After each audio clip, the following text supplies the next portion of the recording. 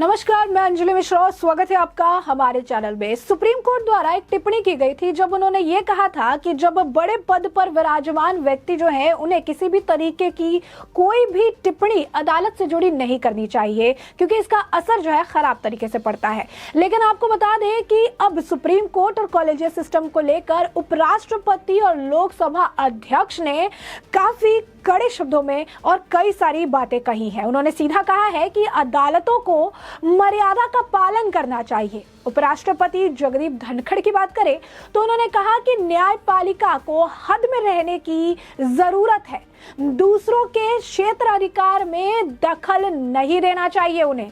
आखिर क्या कहा है जगदीप धनखड़ ने, क्या कहा है जो है बाकी नेताओं ने, विस्तार से जान लेते हैं। उपराष्ट्रपति जगदीप धनखड़ ने संसद के कामों में सुप्रीम कोर्ट के हस्तक्षेप पर नाराजगी जताई है। उन्होंने कहा कि संसद कानून बनाता है और सुप्रीम कोर्ट उसे रद्द कर देता है।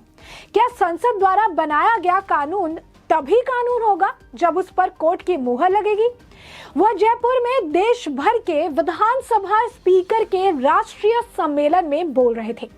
उपराष्ट्रपति के साथ लोकसभा अध्यक्ष ओम बिरला और राजस्थान के मुख्यमंत्री अशोक गहलोत ने भी अदालती हस्तक्षेप पर नाराजगी जताई। उपराष्ट्रपति बोले, संसद के फैसले कोई और क्यों रिव्यू करेगा? संविधान के अंदर अधिकार और क्षेत्राधिकार उसका आपस में सम्मान करें, चाहे कार्यपालिका हो, चाहे न्यायपालिका हो, चाहे विधायिका हो। आपस में सामंजस्य से देश के लोकतंत्र को मजबूत करें। न्यायपालिका भी अपनी मर्यादा में रहे। कानून में जनता की सक्रिय भागीदारी बढ़े, इसके लिए जन जागरण अभियान भी चलाएंगे। संविधान के अंदर अधिकार और क्षेत्राधिकार उसका आपस में सम्मान करें और सभी, चाहे कार्यपालिका हो, चाहे न्यायपालिका हो, चाहे विधायिका हो, आपस में सामंजस्य से देश के लोकतंत्र को मजबूत करें और संविधान के अनुसार देश चले, इसके लिए समय समय पर चर्चा संवाद होती रहती है। लेकिन हमारा मानना है कि सभी को अपनी मर्यादा में रहना चाहिए और पीठासीन अधिकारी सम्मेलन में पुनः जोर शोर से कहा है कि हम न्यायपालिका का सम्मान करते हैं, न्यायपालिका की स्वतंत्रता का सम्मान करते हैं, उनके क्षेत्राधिकार का सम्मान करते हैं, न्यायपालिका भी अपनी मर्यादा में रहे। ये सभी पीठासीन अधिकारी सम्मेलन में सभी वक्ताओं ने अपनी बात को कहा है। कानून में जनता की सक्रिय भागीदारी बढ़े, इसके लिए जन जागरण अभियान भी चलाएंगे। लेजिस्लेटिव लोगों के जन जन तक पहुंचेगा, युवाओं में, महिलाओं में, युवा संसद, महिला संसद, अन्य माध्यमों से किस तरीके से संविधान जानो, इन सारे अभियानों को लेकर चलेगा। तो जितना डेमोक्रेसी के प्रति लोगों का सक्रिय भागीदारी होगी उतना ही लोकतंत्र मजबूत होगा। धनखड़ ने कहा, 1973 में एक बहुत गलत परंपरा चालू हुई। केशव नंदन भारती केस में सुप्रीम कोर्ट ने बेसिक स्ट्रक्चर का आइडिया दिया कि संसद संविधान संशोधन कर सकती है, लेकिन इसके बेसिक स्ट्रक्चर को नहीं। कोर्ट को जो है सम्मान के साथ कहना चाहता हूं कि इससे मैं सहमत बिल्कुल भी नहीं हूं। हाउस बदलाव कर सकता है या सदन बताए कि क्या इसे किया जा सकता है। क्या संसद को यह अनुमति दी जा सकती है कि उसके फैसले को कोई और संस्था रिव्यू करे? धनखड़ ने कहा, जब मैंने राज्यसभा के सभापति का चार्ज लिया तब कहा था कि ना तो कार्यपालिका कानून को देख सकती है, ना कोर्ट हस्तक्षेप कर सकती है। संसद के बनाए कानून को किसी आधार पर कोई संस्था अमान्य करती है तो प्रजातंत्र के लिए वो ठीक नहीं होगा। कहना मुश्किल होगा कि हम लोकतांत्रिक देश है। बिरला ने कहा कि अपनी शक्तियों का संतुलन बनाने का प्रयास करे कोर्ट। बता दें, लोकसभा अध्यक्ष ओम बिरला ने भी इसे लेकर टिप्पणी की। उन्होंने कहा कि न्यायपालिका भी मर्यादा का पालन करे। न्यायपालिका से उम्मीद की जाती है कि जो उनको संवैधानिक अधिकार दिया है उसका उपयोग करे, साथ ही अपनी शक्तियों का संतुलन भी बनाए। हमारे सदनों के अध्यक्ष भी यही चाहते हैं। उपराष्ट्रपति ने नेताओं को भी जो है फटकार भी लगाई। उपराष्ट्रपति जगदीप धनखड़ ने कहा कि आज संसद और विधानसभाओं में जो माहौल है वो बहुत ही ज्यादा निराशाजनक है। हमारे चुने हुए जनप्रतिनिधियों का बर्ताव संसद और विधानसभा सदनों में बहुत ही ज्यादा गिरता जा रहा है। यह निराशाजनक माहौल का समाधान निकाला जाए, इसके अलावा कोई विकल्प नहीं है। यहाँ हम आपको बता दें कि उनका इशारा किस तरफ था। दरअसल हाल ही फिलहाल में जिस तरीके से मेयर चुनाव को लेकर कुर्सियां फेंकी गई, जो है बेंच पे चढ़कर ड्रामे किए गए, जिस तरीके से पेपर उछाले गए और इस तरीके का कई मामला सामने आते रहता है, तो उन सभी मामलों के संदर्भ में उनका बयान था कि जब ये जनप्रतिनिधि है जो अंदर रहते हैं, जो जिनका काम है जनता की बातों को सामने रखना, लेकिन जब इनका आचरण ऐसा होता है, जब इनके वजह से काम स्थगित हो जाता है, तो ये सोचने पर मजबूर कर देता है कि आखिर हमने किन्हें चुनकर अपना जनप्रतिनिधि बनाया है। और इसी मुद्दे को लेकर उन्होंने फटकार लगाई और किसी स्पेसिफिक आप कह सकते हैं कि नाम जो है उन्होंने मेंशन नहीं किया। उन्होंने कहा कि संसद और विधानसभा सदनों में जनप्रतिनिधियों के अशोभनीय बर्ताव से जनता काफी नाराज है। गले नहीं उतरता कि संविधान की शपथ लेने वाले जनप्रतिनिधि ऐसा आचरण करते हैं। लोग सोचते हैं कि हमारे चुनकर भेजे हुए प्रतिनिधि रास्ता दिखाएंगे, लेकिन ऐसा लगता है कि न्यायपालिका का काम ही जो है वो ठीक से नहीं समझ पा रहे हैं। ऐसे में आपको बता दें कि राजस्थान के मुख्यमंत्री अशोक गहलोत ने भी टिप्पणी की। उन्होंने कहा कि न्यायपालिका काम में हस्तक्षेप कर रही है। बता दें कि गहलोत सम्मेलन में राजस्थान के मुख्यमंत्री जो है अशोक गहलोत, उन्होंने कहा कि कई बार न्यायपालिका में मतभेद होते हैं, जुडिशरी हमारे कामों में हस्तक्षेप कर रही है।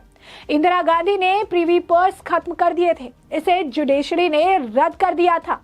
बाद में बैंकों के राष्ट्रीयकरण से लेकर उनके सब फैसलों के पक्ष में जजमेंट आए थे। गहलोत ने आगे कहा, 40 साल से मैंने भी देखा है, कई बार हाउस नहीं चलता है, 10-10 दिन गतिरोध चलता है, फिर भी पक्ष और विपक्ष मिलकर भूमिका निभाते हैं। पक्ष विपक्ष अपनी बात करते हैं। जब 75 साल निकल गए हैं तो देश का भविष्य बहुत उज्जवल है। हम संविधान की रक्षा करें, कई बार उस पर सवाल उठते हैं। देश में जो माहौल होता है उसका लोकसभा विधानसभा हाउस पर भी फर्क पड़ता है। वहीं आपको बता दें कि सीपी जोशी भी इस दौरान टिप्पणी करते नजर आए। उन्होंने कहा, विधानसभा का स्पीकर हेल्पलेस है। राजस्थान विधानसभा के स्पीकर डॉक्टर सीपी जोशी ने कहा कि आज संसदीय लोकतंत्र के सामने कई चुनौतियां हैं। आज का कार्यपालिका की तानाशाही है। विधानसभा सदनों की बैठक ही कम हो रही है तो सरकार को जवाबदेह कौन बनाएगा। विधानसभा स्पीकर तो हेल्पलेस है। विधानसभा के स्पीकर तो केवल रेफरी है। स्पीकर विधानसभा नहीं बुला सकते, यह काम सरकार करती है। दुर्भाग्य ये है कि हम केवल हाउस चलाते हैं, बाकी कोई पावर हमारे पास नहीं है। स्पीकर पूरी तरीके से हेल्पलेस है। ऐसे में ये सम्मेलन कितने दिन चलने वाला है? बता दें आपको कि राजस्थान विधानसभा में बुधवार से 2 दिन 11 और 12 जनवरी तक अखिल भारतीय पीठासीन अधिकारियों का सम्मेलन AIPOC हो रहा है। इसमें देश भर के विधानसभा और विधान परिषद स्पीकर भाग ले रहे हैं। सम्मेलन की शुरुआत बुधवार सुबह करीब 10:30 बजे हुई थी। सम्मेलन में विधानसभा और विधान परिषदों के अध्यक्ष G20 से लेकर विधायिका और न्यायपालिका में टकराव रोकने के मुद्दों पर चर्चा कर रहे थे और आज भी यह चर्चा देखने के लिए मिलेगी। विधानसभा स्पीकर्स के नाम आने वाले कोर्ट नोटिस और कॉलेजियम का मुद्दा भी इसमें उठाया जाएगा। तो जब बात कॉलेजियम की होती है तो आपको समझ आ जाता है कि चर्चा जो है काफी ज्यादा गंभीर और इम्पोर्टेंट है, क्योंकि इसके बारे में फिर सुप्रीम कोर्ट द्वारा भी चर्चा की जाएगी, जो कि ज्यादातर टाइम देखा गया है कि जब भी कॉलेजियम का मुद्दा उठाया गया है सुप्रीम कोर्ट ने या तो उस पर नाराजगी जताई है या उसे लेकर अपनी तरफ से टिप्पणी की है। तो सम्मेलन में इस दौरान गुरुवार को जो है अदालतों से टकराव रोकने को लेकर होने वाली सेशन पर सबकी निगाहें रहेंगी, यानी जो आज होने वाला है उस सेशन की हम बात कर रहे हैं। इस सेशन में विधानसभा स्पीकर्स को विधायकों के दल बदल और इस्तीफे के मामले में हाई कोर्ट सुप्रीम कोर्ट से मिलने वाले नोटिस का भी मुद्दा उठाया जाएगा। यानी फिर एक बार कॉलेजियल सिस्टम सुप्रीम कोर्ट के हस्तक्षेप का मुद्दा आज उठने वाला है। तो ऐसे में राजस्थान के विधानसभा स्पीकर ने भी हाई कोर्ट विधायिका की याचिकाओं पर जवाब मांग चुका है। विधानसभा स्पीकर्स को जारी होने वाले कोर्ट नोटिस पर टकराव भी हो चुका है। दल बदल कानून के तहत विधायकों को अयोग्य ठहराने का फैसला जो है स्पीकर से करते हैं। ये मामले कोर्ट में भी जाते हैं, यही टकराव का कारण बनता है और आज के सेशन में इस पर चर्चा होगी।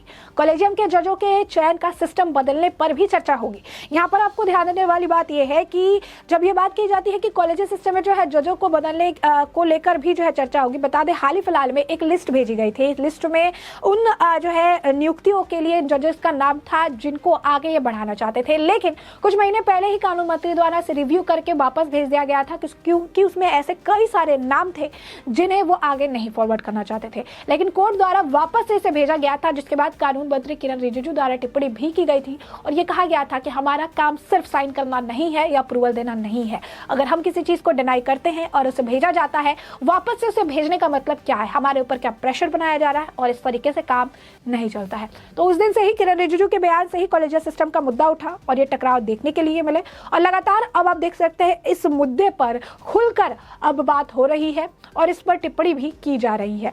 तो इन मुद्दों पर आज चर्चा होने वाली है। विधानसभा के विधान परिषद स्पीकर के सम्मेलन 2 दिन G20 के भारत का नेतृत्व, संसद और विधान मंडलों को प्रभावी, जवाबदेह और उपयोगी बनाने की आवश्यकता, डिजिटल संसद के साथ राज्य विधान मंडलों को जोड़ना और विधायिका न्यायपालिका के बीच सौहार्दपूर्ण संबंध बनाए रखने की आवश्यकता पर अलग अलग सेशन में आज चर्चा होगी, जिससे हम आपको अपडेटेड रखेंगे। फिलहाल के लिए हमने आपको ये पूरा मामला बड़े विस्तार से बताया कि पूरा मामला क्या है और अब इस पूरे मामले पर आपकी भी जो राय हो हमें कमेंट सेक्शन में कमेंट करके जरूर साझा करें।